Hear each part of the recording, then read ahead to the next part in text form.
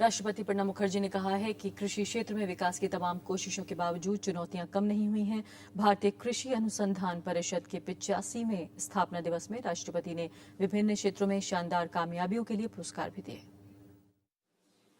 भारतीय कृषि अनुसंधान परिषद के स्थापना दिवस पर राष्ट्रपति ने खेती बाड़ी के क्षेत्र में हुई अब तक की तरक्की पर संतोष तो जताया, मगर कई चुनौतियों की तरफ इशारा भी किया।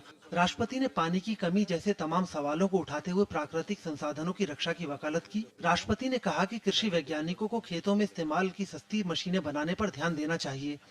About 85% farmers of India have landholdings of less than 2 hectares, which restricts their full potential for production.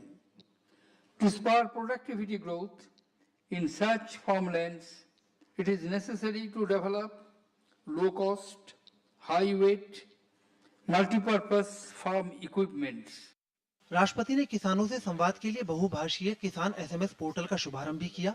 राष्ट्रपति ने पैदावार की बर्बादी रोकने के लिए ठोस रणनीति बनाने के साथ दूसरी चुनौतियों की तरफ भी आगाह किया।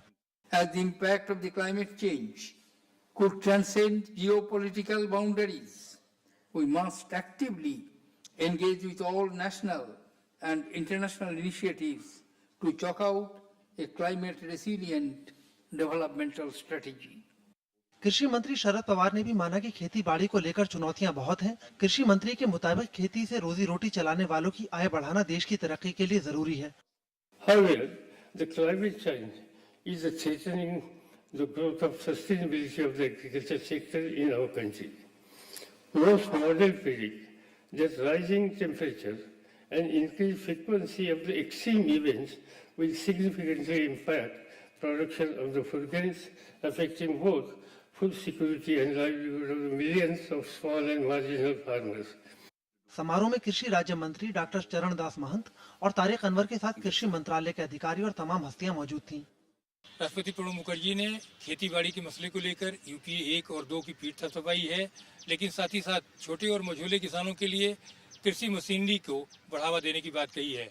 राष्ट्रपति का मानना है कि अभी भी जो मशीनरी बन रही है वो आमतौर पर बड़े किसानों के लिए बन रही है।